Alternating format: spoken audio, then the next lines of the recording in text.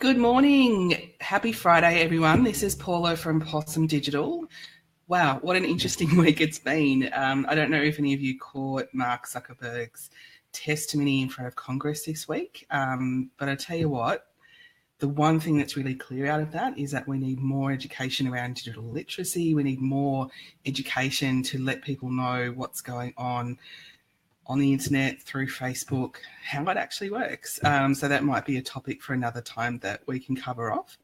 But what I did want to cover with you really quickly this morning, the other piece of information that's been doing the rounds of Facebook, especially in a lot of Facebook business groups here in Australia, are the changes or the updated terms of service for Facebook. So let's dive into those now. So the first of those, what these updated terms of service mean is that it's going to change the way that marketers and businesses use Facebook specifically around advertising. So this, you could argue, is in response to the Cambridge Analytica controversy. However, it's also to make sure that Facebook is GDPR compliant for May 25. Now, what GDPR is, and the things that are covered by that, I'm actually releasing a podcast next week, so I'll drop that link in when it's ready, when it's published, and you can have a listen to that. But I just want to cover off 5 of the things that are in the updated Facebook terms of service, so you've got those ready to go. So the first, and this is for those marketers and agencies out there, if you are an agency acting on behalf of an advertiser, you are responsible for the data that is collected through Facebook or uploaded as custom audiences. So in a jargon-free way, what this essentially means is if you are an agency or a freelancer or a contractor, or if you're someone who works with clients in some way, shape or form on their Facebook advertising, you'll need to make sure that you educate your clients, and you'll need to make sure that your clients will agree to the new Facebook terms of service. So whether that's including something in your T's and C's, whether that's including something in your contract, in your service agreement, but just making sure that you really cover off with your clients that these are actually important changes, and that if you're going to be doing this on their behalf, that you are potentially, and just as a quick disclaimer, this live is general advice. It's not specific advice for your business. So if in doubt, go and speak to a lawyer. But what this is really about is making sure that not only businesses or publishers are acting in an ethical way, but marketers, agencies, contractors, etc., are also complying with Facebook terms of service. And also making sure that you're just not giving dodgy advice. The amount of people or the clients or the business owners that I speak to, and there's been a few this week actually, that have said to me, you know what, I was advised to just grab a whole heap of addresses off the internet, upload those into Facebook and send them ads. That's wrong. Just don't do it. It's under these new updated terms of service, that's actually going to be in breach of those services, in breach of those rules. So just make sure that you're able to comply, so you don't get booted off Facebook. The second one I want to talk about is you or partners acting on your behalf. So you as a publisher, you as a page owner or an advertiser, or external agencies or partners that you work with, may not place pixels associated with your business manager or ad account on websites that you do not own without our written permission. So for those, if you are advertising, you should have a pixel. You should have a business manager account. If you have a pixel, so you've got a pixel here which is attached to your ad account, you cannot place that pixel. Firstly, you can't associate it with any other ad account, so you shouldn't be anyway. If you're going to have more than one ad account, have a separate pixel for each. Secondly, unless you actually own the website, under this new updated condition, you are not going to be able to place that pixel anywhere else. I don't know what the mechanism is for Facebook checking that. I imagine there's some technical way that they're going to be able to do that. They haven't really explained fully how it's going to be policed, how it's going to be cleaned up retrospectively. So for people that have already done that. But from here on in, if you're thinking about putting a pixel on another website, even if you've got permission from the website owner to do that, it's going to be a big no-no.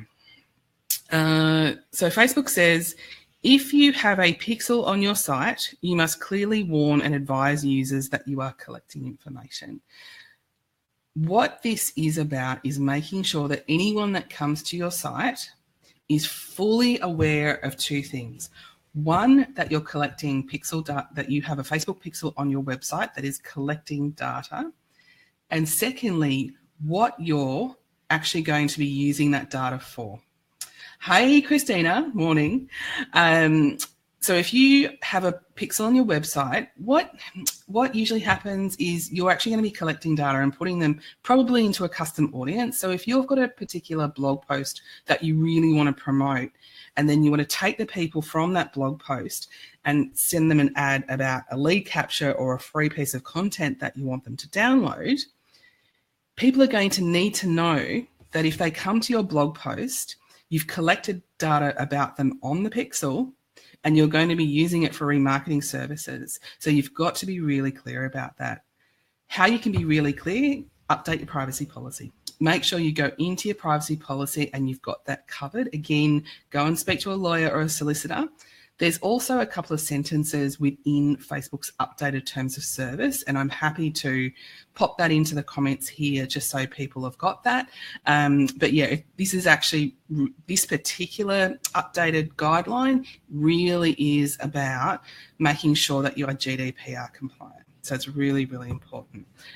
So Facebook says people who manage pages with large numbers of followers will need to be verified. This is really interesting. Those who manage large pages that do not clear the process, really good question, Christine. I'll come back to that in a sec.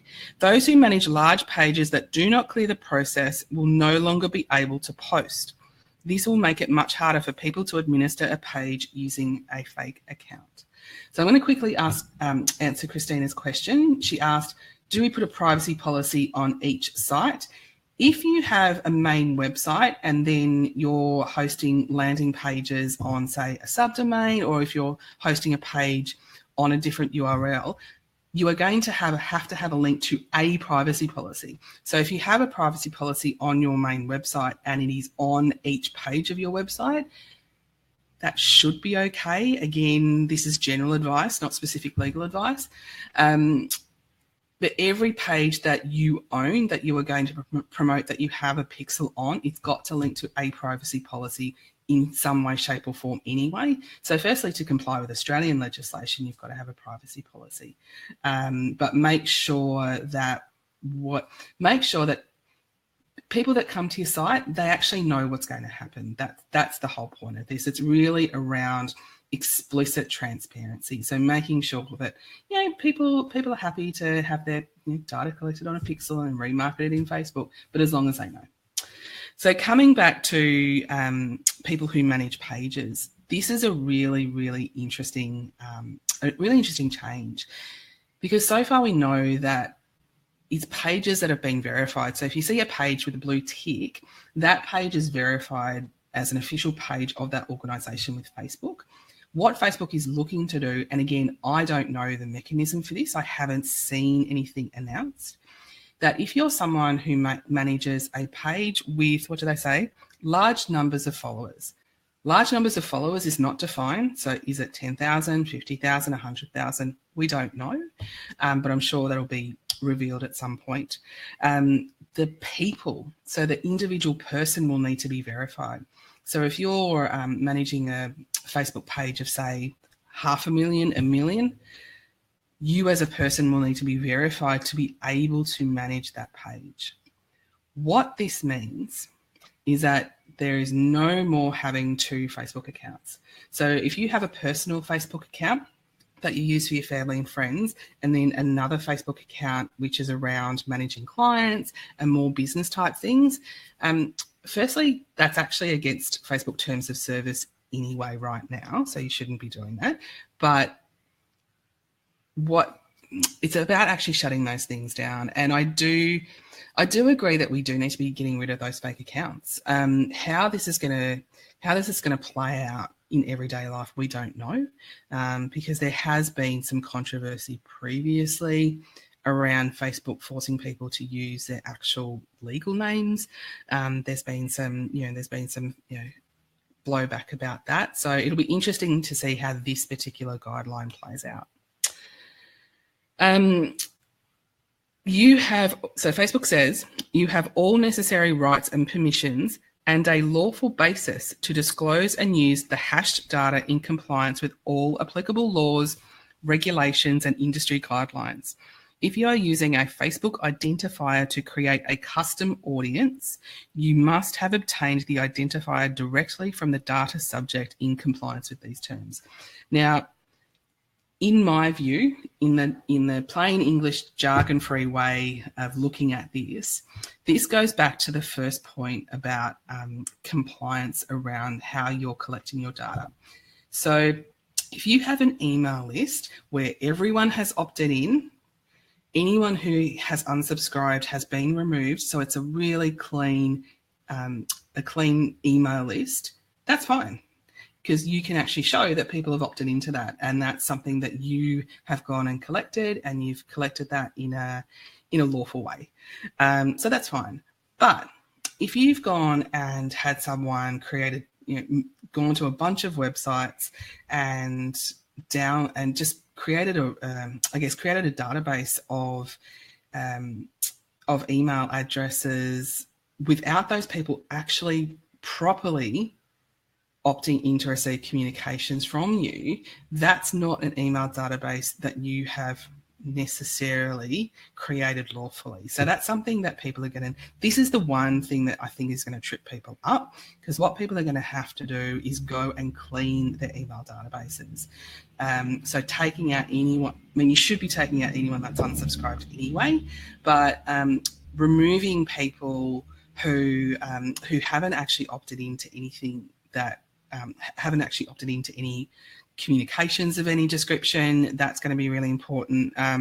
Making sure that whatever email database you upload to create a custom audience from, that it's people that you have actually, you've actually gone out and deliberately had opt in to that.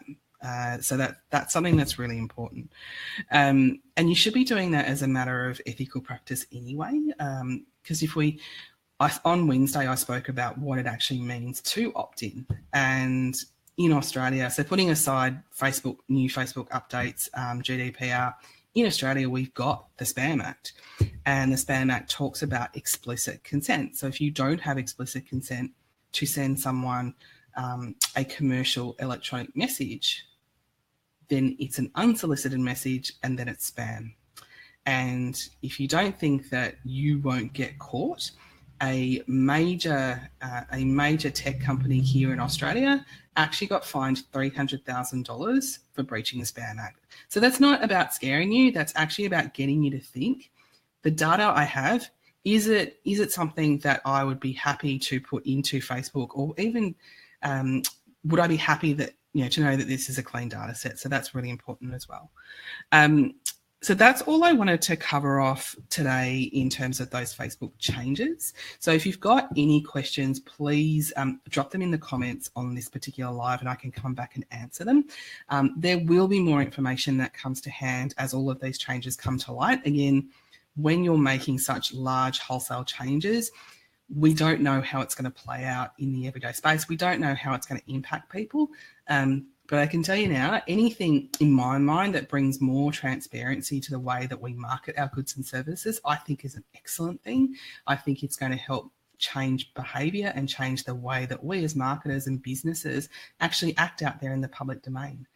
So for me, that's really, really important. So thank you so much for watching, and I will catch you on another live soon.